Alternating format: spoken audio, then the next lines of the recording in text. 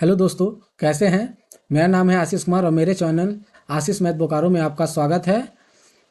अगर आप रेलवे परीक्षा की तैयारी कर रहे हैं तो आप बिल्कुल सही जगह पर आए हैं। आज हम हल करने जा रहे हैं ग्रुप डी 18 अगस्त 2022 के फर्स्ट शिफ्ट के मैथ्स के सवाल। एक एक करके हम सभी सवालों को देखेंगे और उन्हें हल करने का सबसे आसान और स्मार्ट तरीका सीखेंगे। यह वीडियो के अंत तक बने रहें। चलिए हम सवाल पे आते हैं।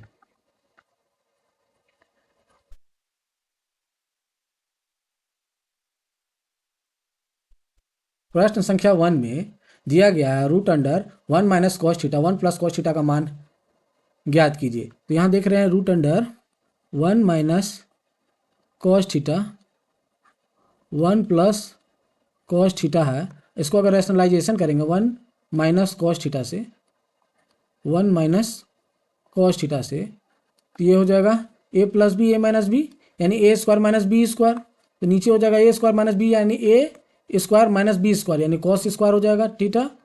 और ऊपर हो जाएगा 1 minus cos theta 1 minus cos theta यानी 1 माइनस कॉस थीटा का स्क्वायर हो जाएगा ऊपर। तो हम देख रहे हैं कि sine square theta is equal to होता है 1 माइनस कॉस स्क्वायर थीटा। ये एक फॉर्मूला है। तो हम 1 माइनस कॉस स्क्वायर थीटा को लिख सकते हैं साइन स्क्वायर थीटा। तो 1 माइनस कॉस थीटा का स्क्वायर बटा साइन थीटा का स्क्वायर साइन स्क्वायर थीटा। जब दोनों में स्क्वायर है तो हम इसको लिख सकते हैं ना, दोनों का होल स्क्वायर। तो स्क्वायर से रूट हट जाएगा तो बचेगा 1 minus cos theta by sine theta. तो साइन थीटा एक बार इसके साथ तो साइन थीटा एक बार इसके साथ चला जाएगा, एक बार इसके साथ चला जाएगा, अलग कर देंगे तो ये हो जाएगा 1 बाई साइन। 1 बाई साइन कितना होता है, कॉसेक होता है, minus cos by sine cot होता है। तो cosec theta minus cot theta जो कि ऑप्शन नंबर 4 में दिख रहा है। बढ़ते नेक्स्ट क्वेश्चन की ओर। प्रश्न 2, एक वस्तु का क्रय मूल्य 5,000 से 2,000 कम है। डीलर इस पर 10% छूट देता है और इसके बाद रिटेलर अपने क्रय मूल्य पर 5% छूट देता है। तो ग्राहक के लिए अंतिम विक्रय मूल्य क्या होगा। बोला डीलर 5% छूट देता है तो क्रय मूल्य कितना है, 5,000 से 2,000 कम है यानी 3,000 है। तो उस पर 10% छूट दे रहा है डीलर। तो 3,000 पे 10% छूट देगा यानी 90 पे बेच देगा, 90/100। उसके बाद 90 छूट दे के बेच देता है। इसके बाद रिटेलर खरीदता है, रिटेलर भी 5% का छूट देता है तो उसका भी 5% का छूट ऐड कर लेते हैं इसमें देता है। तो अंतिम विक्रय मूल्य आपका यही हो गया। तो अब इसको काटना है तो 1 0 गया, 1 0 और ये 2 0 और ये 2 0 कट गया।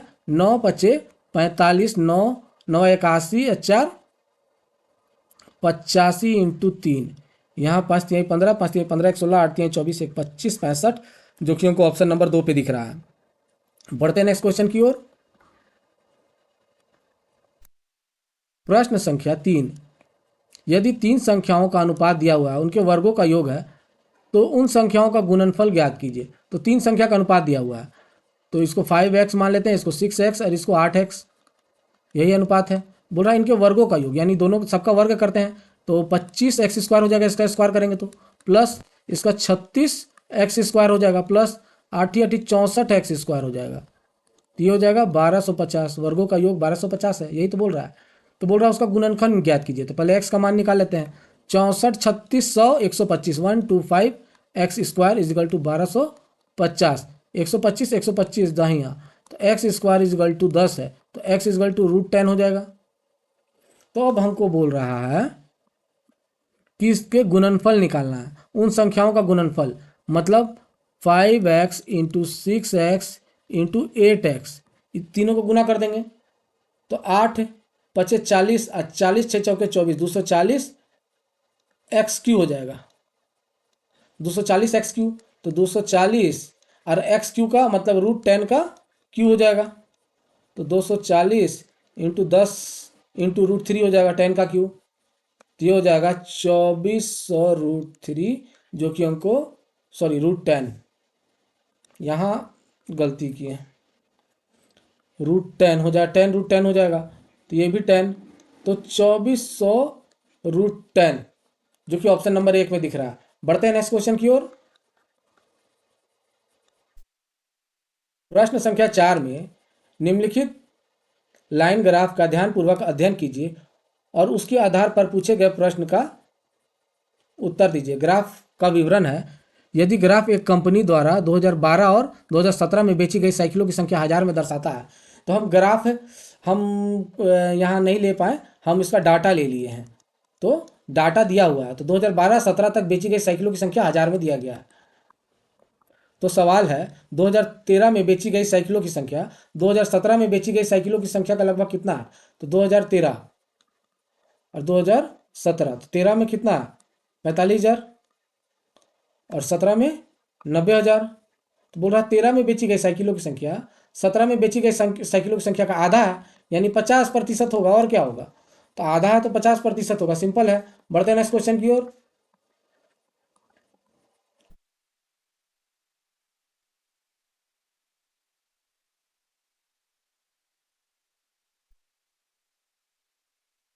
प्रश्न संख्या 5, किसी कक्षा 9 के विद्यार्थियों के एक समूह ने एक इलाके के प्रत्येक परिवार के सदस्य की संख्या जानने के लिए 40 परिवारों में सर्वेक्षण किया, जिसके परिणाम स्वरूप नीचे दी गई बारंबारता सारणी प्राप्त हुई। तो 40 परिवारों का सर्वेक्षण किया गया है, तो बोलता है बारंबारता, तो आंकड़ों में बहुलक ज्ञात करना, आंकड़ों का बहुलक। तो बहुलक का एक फॉर्मूला होता है, इसका बहुलक निकालना है, यानी मोड निकालना है। तो बहुलक इज इक्वल टू होता है L plus F1 minus FO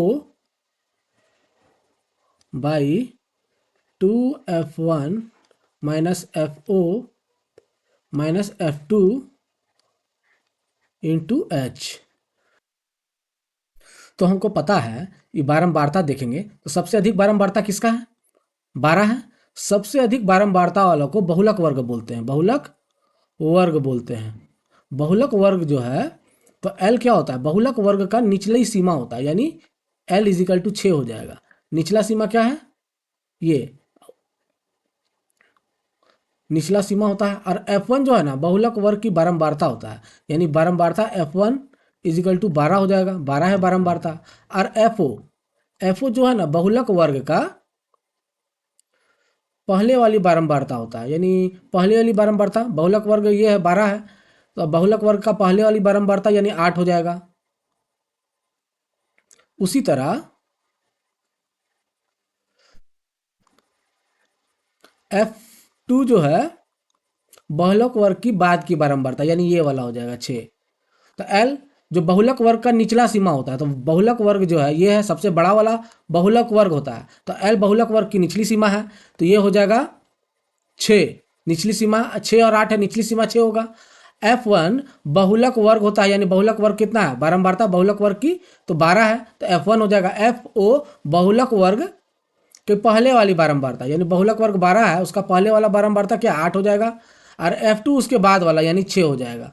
उसी तरह अब मोड इज इक्वल टू बैठा दो मोड के फॉर्मूले में, तो L कितना है 6 प्लस F1 कितना है 12 माइनस 8, ये हो जाएगा 2 गुने F1, तो F1 12 हो जाएगा माइनस 8 माइनस 6 इंटू H क्या होता है, ये अंतराल होता है दोनों बहुलक वर्ग का अंतराल, मतलब H जो है यानी 8 माइनस 6 हो जाएगा 2। बहुलक वर्ग का अंतराल कितना है, ये है 6 8 2 का डिफरेंस है, तो H इज इक्वल टू 2 हो जाएगा। तो अब इसको हम काटते हैं, 6 प्लस 12 में 8 जाएगा, 4 बचेगा,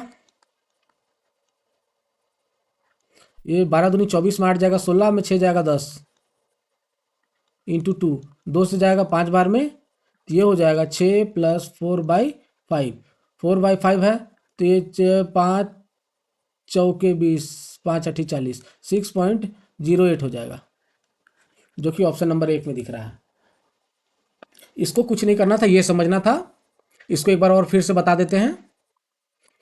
तो L जो है यहाँ पर ही mode is equal to L plus F1 minus FO बटे में 2F1 minus FO minus F2 into H, जहाँ L तो हम बता दें सबसे बड़ा संख्या जो होता है, ये जो सबसे बड़ा संख्या होता है सबसे बड़ा संख्या कौन है? 12 है बारंबारता में, तो वो बहुलक वर्ग होता है। तो बहुलक वर्ग का जो निचली सीमा होता है ना वो एल होता है। तो निचली सीमा क्या है? 6 है, तो ये एल हो गया मेरा निचली सीमा। F1 बहुलक वर्ग का बारंबारता होता है, यानी ये 12 ही है।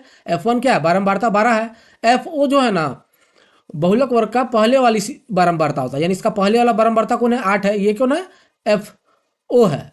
और F2 जो है उसके बाद वाली बारंबारता, यानी ये F2 है और ये F1 होता है। और H जो है ना ये बहुलक वर्ग का अंतराल होता है, 8-2, तो 8-6, सॉरी, तो 6, 8 में 6 जाएगा तो 2 हो जाएगा। तो सिंपल है। तो अब इसका फॉर्मूला ये है, बस याद रखने वाली यही चीज़ है। इसको याद रखेंगे आसानी से बन जाएगा। इसको रिपीट करके देख लीजिएगा। अब बाकी ये सॉल्व कर दिए, आंसर है। बढ़ते हैं नेक्स्ट क्वेश्चन की ओर।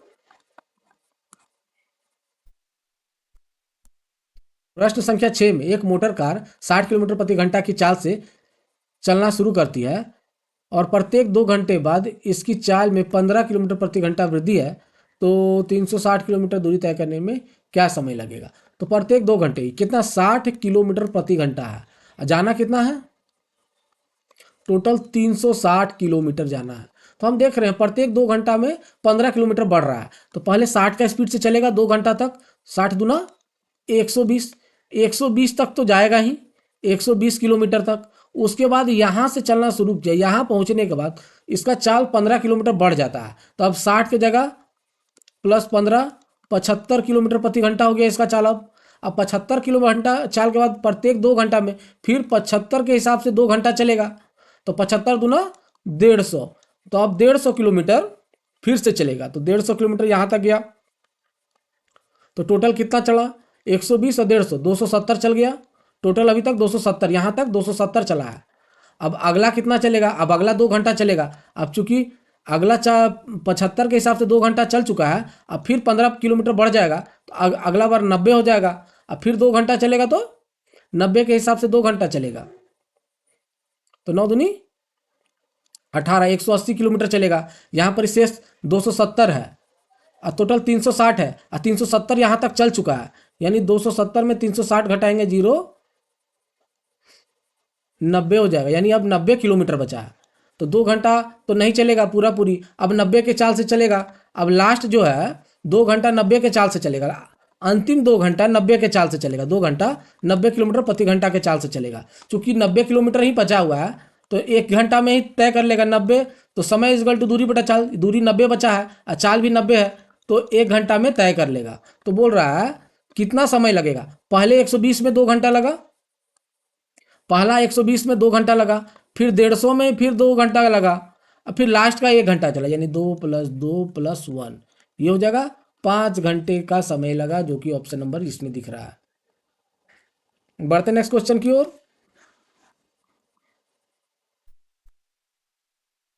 प्रश्न संख्या 7 में निम्नलिखित ग्राफ और तालिका जनवरी से अप्रैल तक 4 महीने के दौरान 2 सेल्समैन पी और क्यू द्वारा बेची गई इकाइयों को दर्शाता है।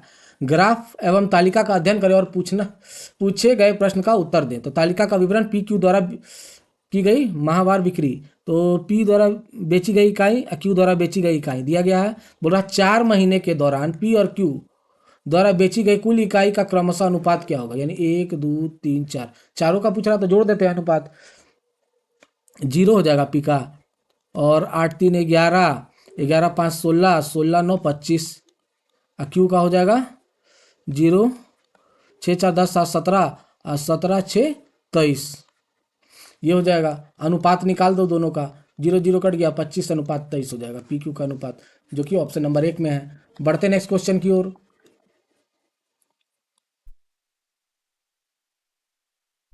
प्रश्न संख्या 8 में वर्तमान में मेरे पिता की आयु मुझसे 25 वर्ष अधिक है। 5 वर्ष पहले हमारी आयु का योग 39 वर्ष था। तो वर्तमान में 5 वर्ष पहले, तो अभी मेरे पिता की आयु कितना है?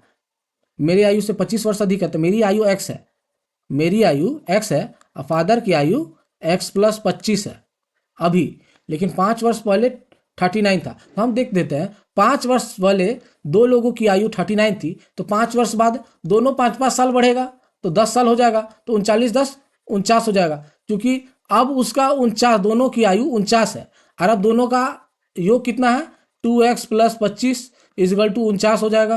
25 उधर जाके घट जाएगा, 2x तो 4 होगा, 2 होगा, 2 से काटेंगे 12 बार में ये 12 हो जाएगा। तो मेरी वर्तमान आयु 12 वर्ष है। बढ़ते नेक्स्ट क्वेश्चन की ओर।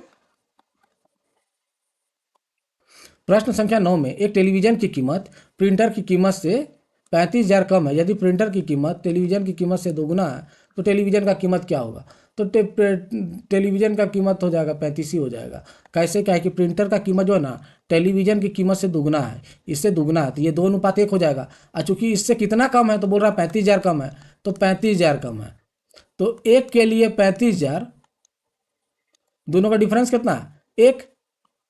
2 और 1 में 1 का डिफरेंस है, और चूंकि दोनों का डिफरेंस भी 35,000 है, एक के लिए 35,000 तो दो के लिए कितना? 70,000।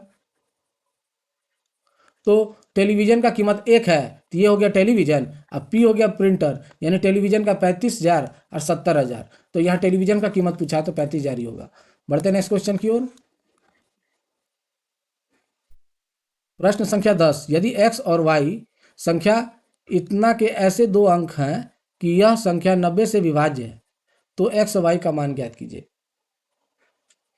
यदि x और y संख्या इतना के ऐसे दो युग्म हैं जो 90 से विभाज्य हैं, 115xy 90 से विभाजित है, ये 90 से विभाजित है तो इसका एक कंडीशन है, 9 से विभाजित होगा प्लस 0 से 10 से भी, ये क्या होगा 9 से भी और 10 से भी विभाजित होगा। 10 से विभाजित होने के लिए x और y है लास्ट में, तो लास्ट वाला तो 0 होना चाहिए, तो लास्ट वाला 0 होगा तभी 10 से विभाजित होगा। तो लास्ट तो हमको तो पता चल गया y 0 होगा, तो y के स्थान पे 0 होगा, लेकिन x के स्थान पे क्या होगा? तो संख्या का योग भी 9 से, 9 का क्या होता है? संख्या का योग 9 से कटना चाहिए। 5 2 7, 7 हो जाएगा, x की जगह 2 लेंगे तो 5 2 7 2 9, तो 9 हो जाएगा, 9 9 से कट जाएगा, तो यहाँ x की जगह 2 ले सकते हैं।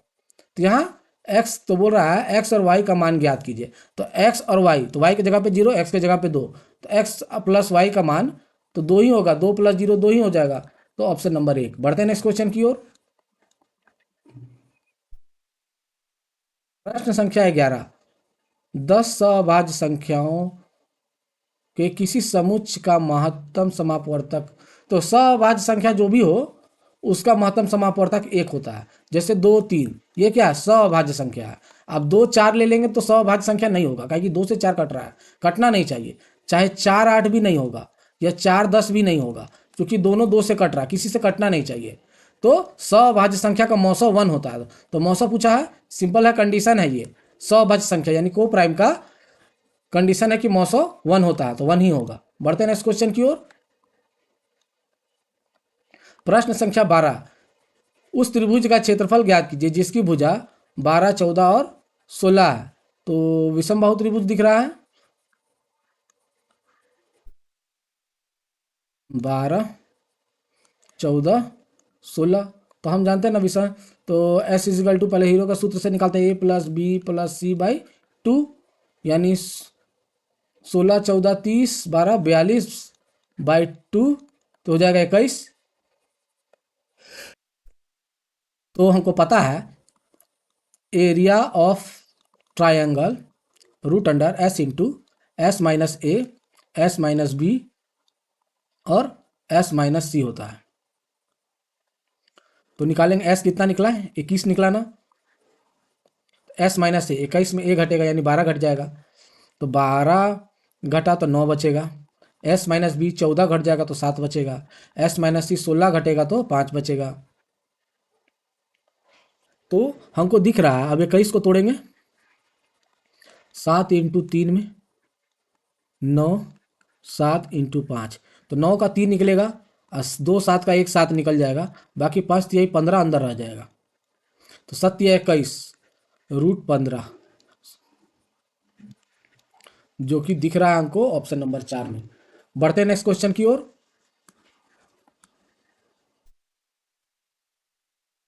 संख्या 13 में ए 100 अंडे 4 मिनट में गिन सकता है, जबकि बी उतने ही अंडे 5 मिनट में गिन सकता है, तो वे एक साथ मिलकर 450 अंडे गिनने के लिए काम करते हैं, तो उन्हें कितना समय लगेगा?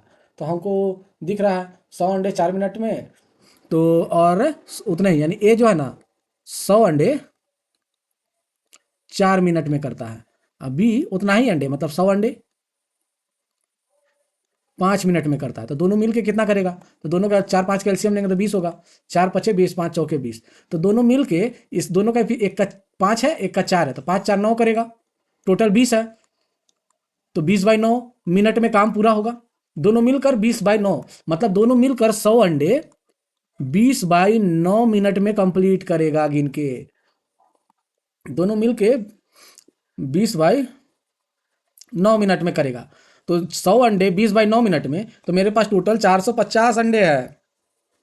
तो दोनों मिलके 100 अंडे 20/9 मिनट में, तो 450 अंडे कितने मिनट में निकाल सकते हैं? डायरेक्ट वेरिएशन होगा। इतना बाई 9 बटा 100 इंटू 450। तो 20 25 100 5 9 45, सॉरी ये 9 है, और 9 10 90, यानी 10 मिनट में दोनों मिलके गिन देगा। सिंपल था। यहाँ दोनों एक 4 मिनट में करता है, एक 5 मिनट में करता है, तो दोनों मिलके 20/9 मिनट में 100 अंडे गिनेगा। तो 100 अंडे दोनों मिलके ए प्लस बी 20/9 मिनट में करेगा। तो 450 अंडे कितने मिनट में करेगा? तो टोटल 10 मिनट में करेगा। तो बढ़ते हैं नेक्स्ट क्वेश्चन की ओर।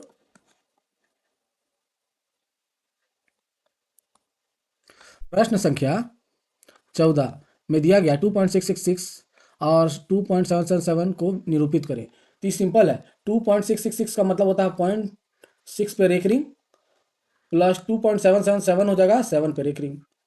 तो 2.6/9 प्लस 2.7/9। तो इसको अलग कर देते हैं। 2 2 4 प्लस 9, 6 दिन 12 13 हो जाएगा 13/9। तो 9 एकम 9, 4 13, तो एक इधर आ जाएगा, तो 5 4/9। तो यहाँ तो दिया हुआ है, तो 9 पचे 45 4 49/9 ये हो जाएगा। ये सिंपल चीज़ है, इसमें कोई बड़ा बात नहीं है, आप लोग खुद से भी कर सकते हैं। बढ़ते हैं नेक्स्ट क्वेश्चन की ओर।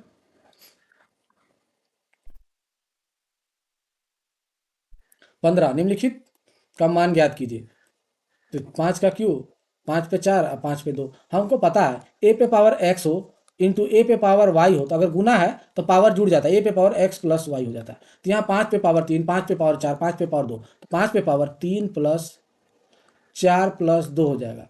तो 5 पे पावर 4 3 7 2 9, 5 पे पावर 9 हो जाएगा, जो कि ऑप्शन नंबर 3 पर है। बढ़ते हैं नेक्स्ट क्वेश्चन की ओर। प्रश्न संख्या 16, यदि दो संख्याओं के बीच अंतर 52 है और वे 7:3 के अनुपात में, तो दोनों संख्याओं में से बड़ी संख्या, तो दो संख्याओं को 7:3 दे दिया है, तो बड़ा संख्या तो 7 ही होगा। और दोनों का अंतर बोल रहा था, यहाँ अनुपात में अंतर कितना है? 7 और 3 में 4 का अंतर है, तो 4 के लिए 52 हो जाएगा। तो बड़ा संख्या के बारे में पूछा ना, बड़ी संख्या, तो 7 के लिए कितना? 7 बड़ी संख्या है। 4 पहले होता है भागा, फिर होता है गुना।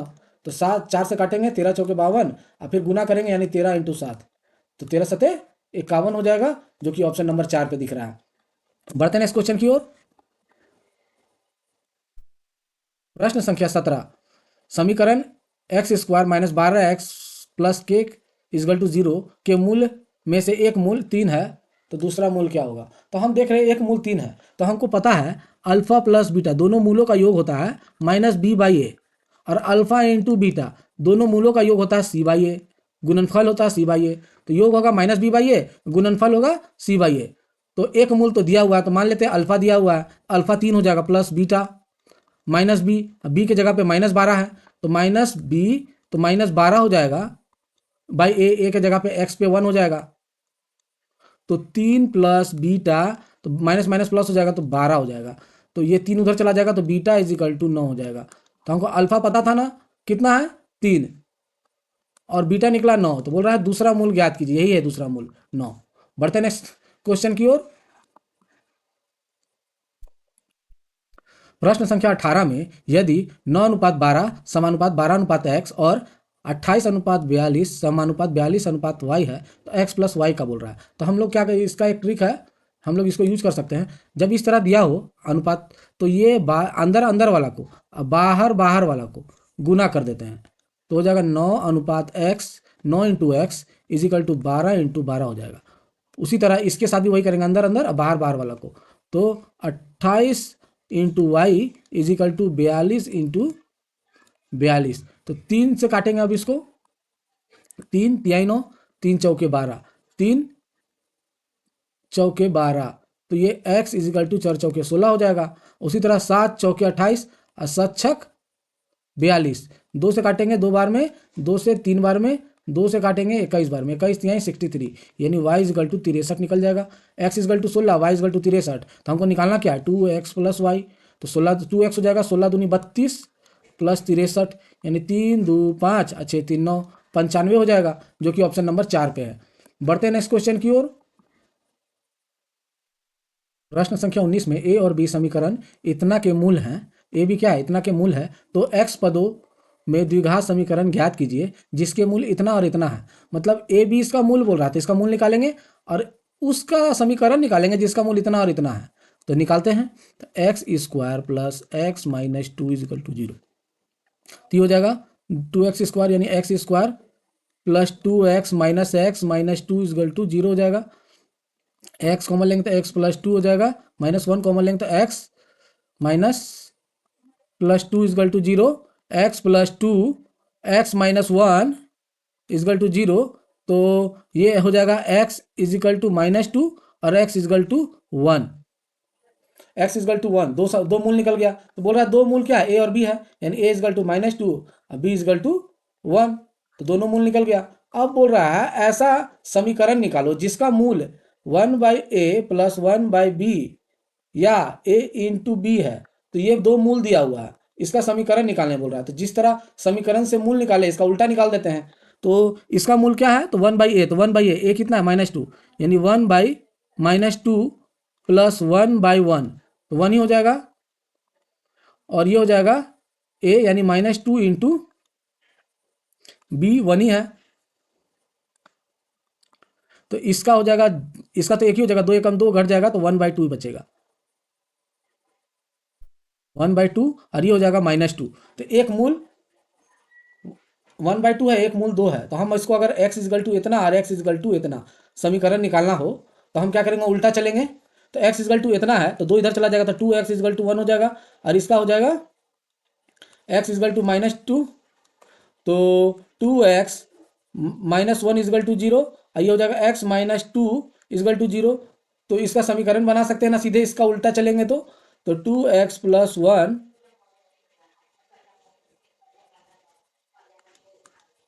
और x -2 इजगल टू 0, तो ये समीकरण बनेगा 2x square plus x -2 4x -2 equal to 0, तो 2x square -3x -2 equal to 0, जो कि हमको दिख रहा है ऑप्शन नंबर 3 में। सिंपल है, जैसे इसका मूल निकाले थे वैसे इसका समीकरण निकाले, इसका उल्टा चले।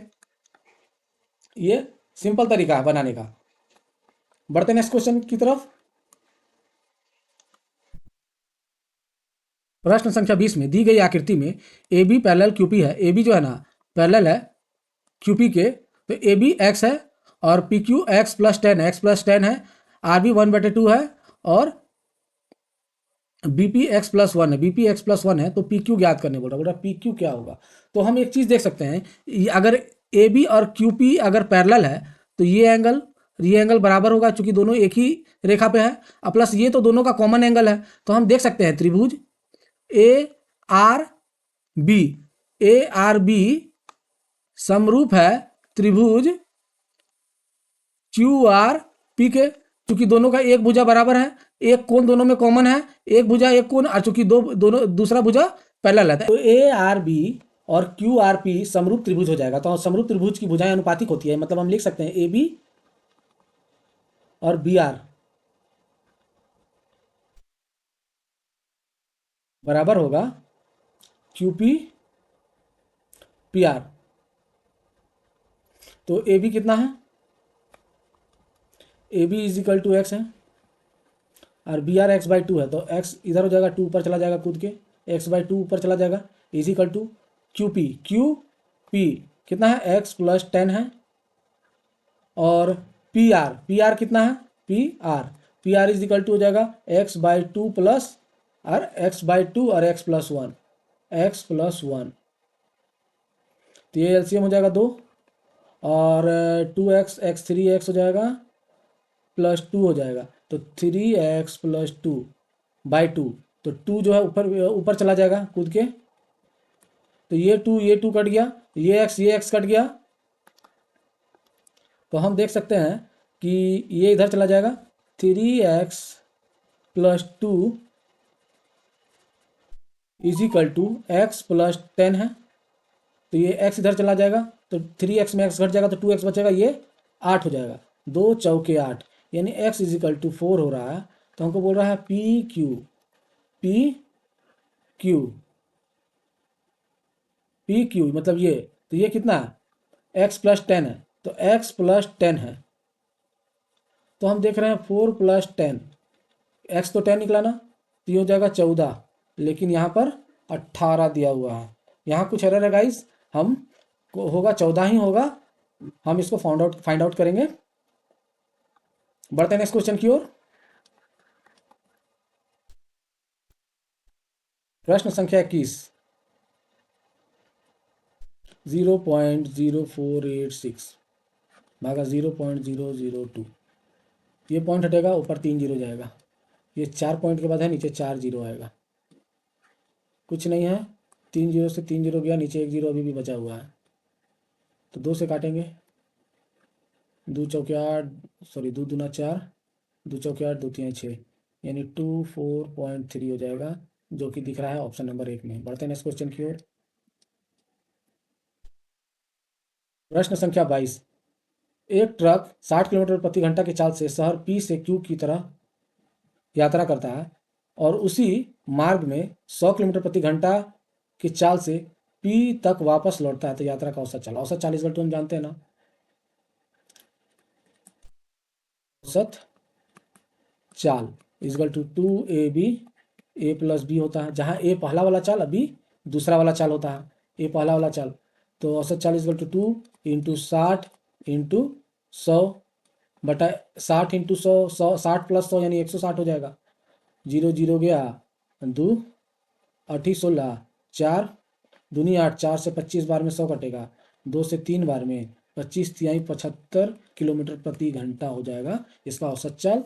बढ़ते हैं नेक्स्ट क्वेश्चन की तरफ। प्रश्न संख्या 23, 1280 रुपये राशि पर 5% वार्षिक दर से 3 वर्ष का साधारण ब्याज ज्ञात कीजिए। तो हम जानते हैं ना, साधारण ब्याज निकलना है, SI PRT बटा 100, PRT बाई 100, कुछ नहीं करना, सिंपल है, 1280 इंटू 5 इंटू 3 बाई 100, 1 जीरो गया, 5 से काटेंगे 2 बार में, 2 से 64 दूना 128 होता है, 64 तिहाई 4 तिहाई 12, 6 तिहाई 18, 192 हो जाएगा ऑप्शन नंबर 1। बढ़ते हैं नेक्स्ट क्वेश्चन की तरफ। प्रश्न संख्या 24 में शीर्ष ABCD चारों शीर्ष का नियतांक दिया गया है से बनने वाले चतुर्भुज ABCD का क्षेत्रफल निकालना है। तो हम क्या करते हैं, चतुर्भुज बना देते हैं, एक छोटा सा चतुर्भुज बना देते हैं, समझने में आसानी होगा। ये होगा A, ये होगा B, ये होगा C, ये होगा D। बोल रहा है इसका निर्देशांक दिया हुआ, A का 0.2, B का 2.1, C का 0.4 और ये -2 और 1। तो अगर हम इसमें अगर 20 से काट दें, एक डायगोनल दे दें यानी AC, तो ये 2 त्रिभुज बन जाएगा, ABC और ACD, और दोनों त्रिभुज का क्षेत्रफल दोनों का बराबर हो जाएगा, चतुर्भुज के क्षेत्रफल के बराबर होगा। तो हम निकालते हैं त्रिभुज ABC का क्षेत्रफल निकालेंगे और त्रिभुज ACD का क्षेत्रफल निकालेंगे, और दोनों का क्षेत्रफल निकाल के जोड़ देंगे, पूरा चतुर्भुज का क्षेत्रफल निकल जाएगा। तो हम क्या करते हैं, ABC तीनों का कोऑर्डिनेट क्या है, तो 0 to A का 0 - 2 है, B का 2 1 है, C का 0 4 है। तो हम एक कोऑर्डिनेट को 0 कर देते हैं, तो 0 - 2 है, A का 0 - 2 है, एक को 0 करेंगे तो ये तो पहले से 0 है, इसमें +2 जोड़ देंगे तो ये 0 हो जाएगा, तो 0 0 है और +2 - 2 0 हो जाएगा। तो सब में वही करना है 0, अब इसमें 0 + 2, तो इसमें भी 0 + 2 जोड़ेंगे, इसमें भी 0 + 2 जोड़ेंगे, तो ये हो जाएगा 2 और ये हो जाएगा 2 1 3, तो ये इसका B का हो जाएगा 2 3 और ये हो जाएगा 6 0। तो अब क्या करना है, अंदर अंदर वाला और बाहर बाहर वाला को गुना करेंगे। तो क्षेत्रफल निकालने के लिए अंदर अंदर और बाहर बाहर वाला को गुना करके घटा देंगे, यानी 6 दूनी 12, 12 माइनस 3, 3 से 0 से गुना करेंगे तो 0/2। तो क्षेत्रफल निकालने के लिए अंदर अंदर वाला को गुना करेंगे और बाहर बाहर वाला को गुना करके घटा देंगे। तो 12 में 12 माइनस 0 12 ही होगा, 12 में से 2 गया यानी 6, तो क्षेत्रफल मेरा निकल गया 6 यूनिट। अब उसी तरह इसका भी क्षेत्रफल निकालेंगे, तो ए सी और डी, तो इसका कोऑर्डिनेट क्या है, ए का है 0-2, सी का है 0-4 और डी का है -2 1। अगर इसको अगर ए कोऑर्डिनेट को 0 करने के लिए, ये तो ऑलरेडी 0 है, इसको +2 से गुना करेंगे, जोड़ेंगे तो इसमें भी 0 +2, इसमें भी 0 +2 जोड़ेंगे तो ये 0 0 हो जाएगा और ये हो जाएगा 0 और 4 2 6 हो जाएगा, ये हो जाएगा -2 और 2 1 3।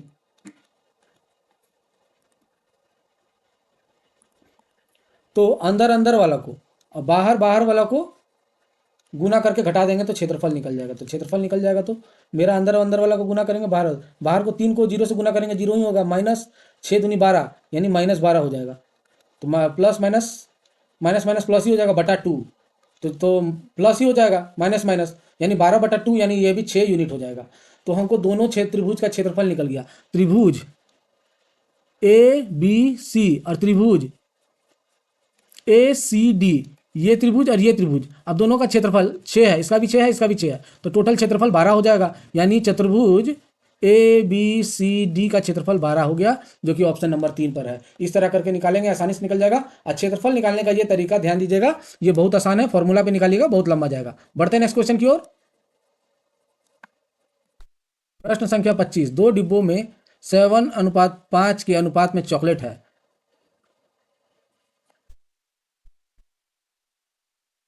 प्रश्न संख्या 25, 2 डिब्बों में 7:5 के अनुपात में चॉकलेट है। यदि दोनों डिब्बों में चॉकलेट की संख्या का अंतर 28 है, तो सबसे अधिक डिब्बे वाले चॉकलेट की संख्या क्या होगा। तो यहाँ 7:5 है। अब बोल रहा अंतर कितना है, तो यहाँ अनुपात में 7-5 में 2 का अंतर है, लेकिन यहाँ 28 का अंतर, यानी 2 के लिए 28 हो जाएगा। बोल रहा सबसे अधिक वाला कौन है, 7 है। तो 7 के लिए क्या होगा, 7 के लिए कितना, पहले भागा होता है फिर गुना, 2 से काटेंगे तो 14 हो जाएगा, या 14 × 7 यानी 14 7 98 यहाँ दिख रहा है ऑप्शन नंबर 3 पे। बढ़ते हैं नेक्स्ट क्वेश्चन की ओर।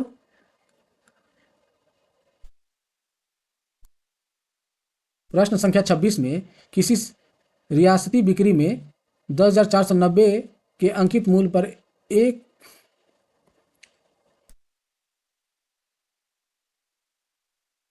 प्रश्न संख्या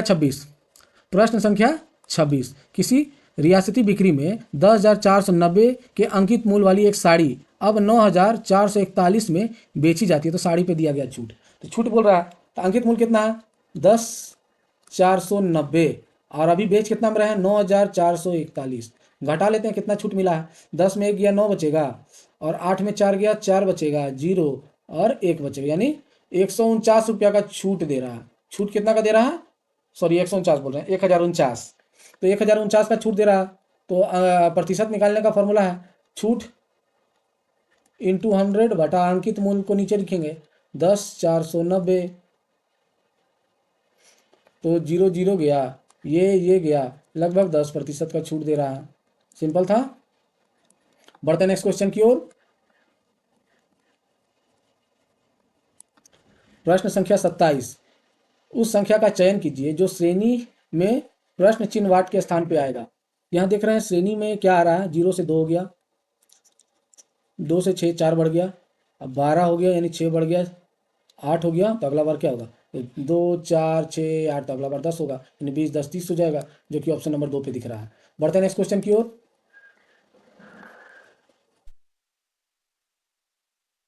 प्रश्न संख्या 28 में उस संख्या का चयन कीजिए जो निम्नलिखित श्रेणी में वाट के स्थान पे आएगा। तो यहाँ बोल रहा है 5 13 23 49, अगला क्या होगा वाट के स्थान पर, और 193। तो हम देख रहे हैं कि 5 से 13, 5 दूनी 10, 3 13 हो जा रहा है, 13 दूनी 26, 3 29 होगा, तो यहाँ -3 हो जा रहा है, फिर 23 दूना 46 + 3, आप समझ गए। तो ये है, इसको 2 गुना करके +3 कर दिया, तो 5 दूना 10 प्लस 3 13। अब इसको फिर से 2 गुना करके इस बार -3 कर रहा है, 13 दूनी 26 -3 23। अब फिर से इसको 2 गुना करके +3 कर रहा है, यानी कि 23 दूना 46 प्लस 3 49।